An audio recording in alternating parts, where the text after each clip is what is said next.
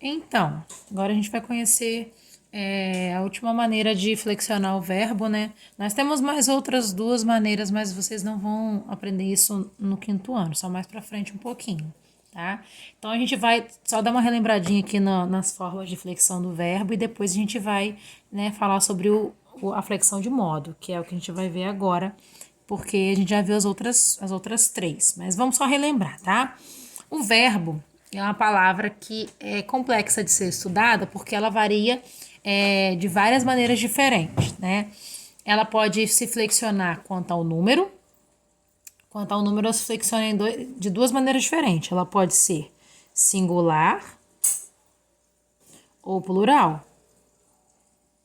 Plural, tá? Singular ou plural por quê?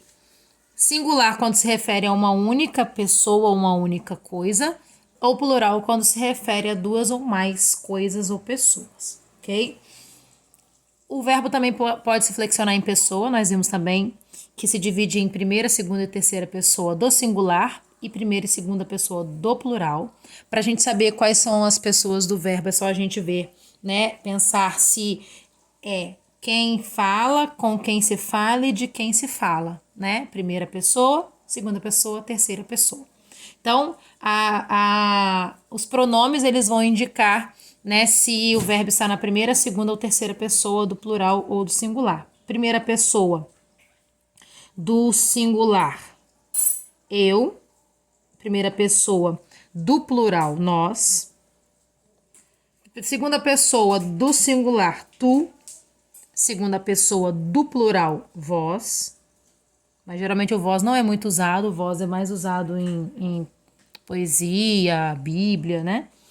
E a terceira pessoa do singular, ele ou ela. E do plural, eles ou elas. Ok? Aqui está o verbo estudar. E a gente vai flexionar quanto ao número, singular ou plural, e quanto à pessoa, primeira, segunda e terceira, primeira, segunda e terceira do plural, tá? Então, primeira pessoa do singular, eu estudo. Segunda pessoa do singular, tu estudas. Terceira pessoa do singular, ele ou ela estuda. Primeira pessoa do plural, nós estudamos. Segunda pessoa do plural, vós estudais. E terceira pessoa do plural, eles ou elas estudam. Lembrando que aqui nós estamos conjugando no tempo presente, tá? Do indicativo. Indicativo.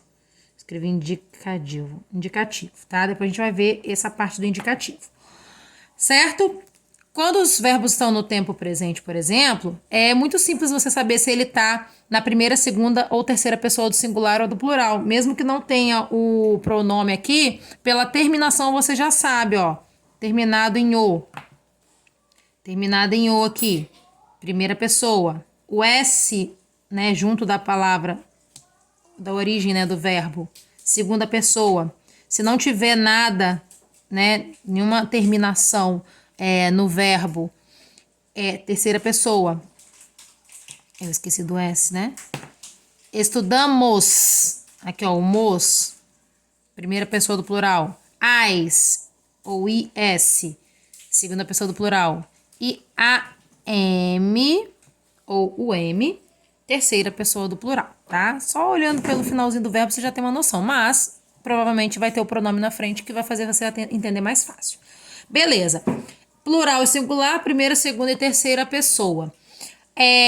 Agora, a flexão de tempo. A flexão de tempo serve para indicar se o evento ele está acontecendo hoje, tempo presente, se ele já aconteceu, tempo passado, que é o pretérito, ou se ele ainda vai acontecer, que no caso é o tempo futuro, tá?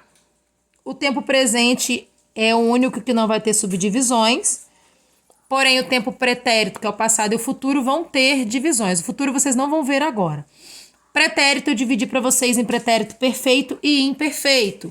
Lembrando que pretérito perfeito é quando acontece algo no passado e aquilo é encerrado naquele momento mesmo. Por exemplo,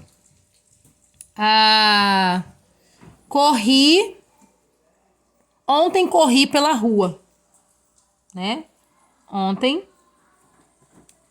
corri pela rua.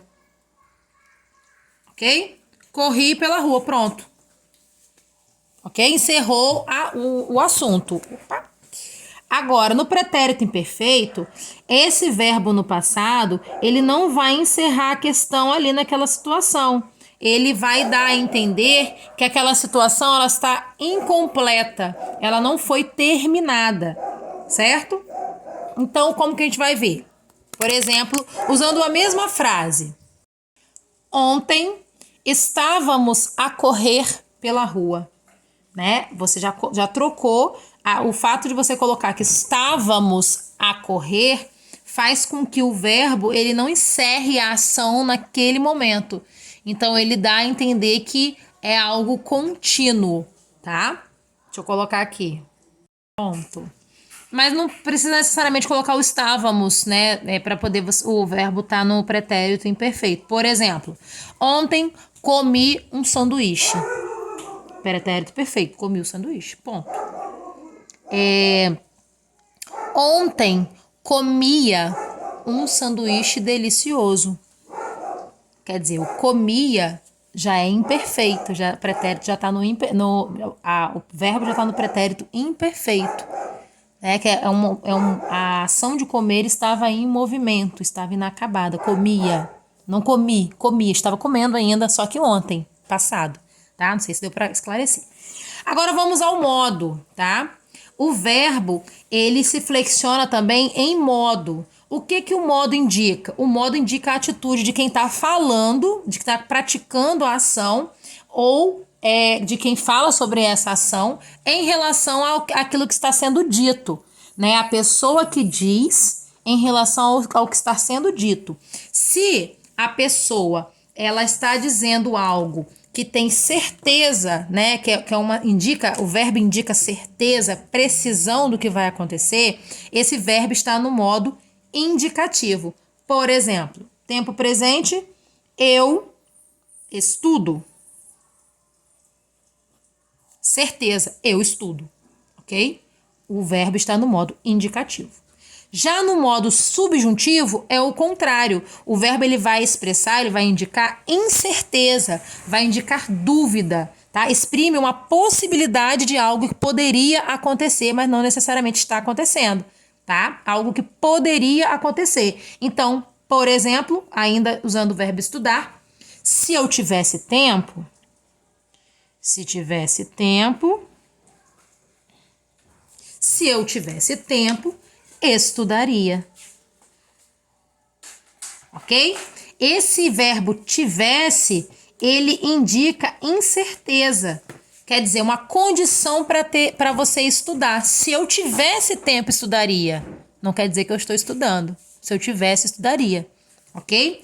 Já o modo imperativo, ele vai indicar uma ordem, né? Um desejo, uma súplica, né? Um pedido de quem fala. Então, o interlocutor, a pessoa que está falando, ela vai te dar uma ordem. Por exemplo, estude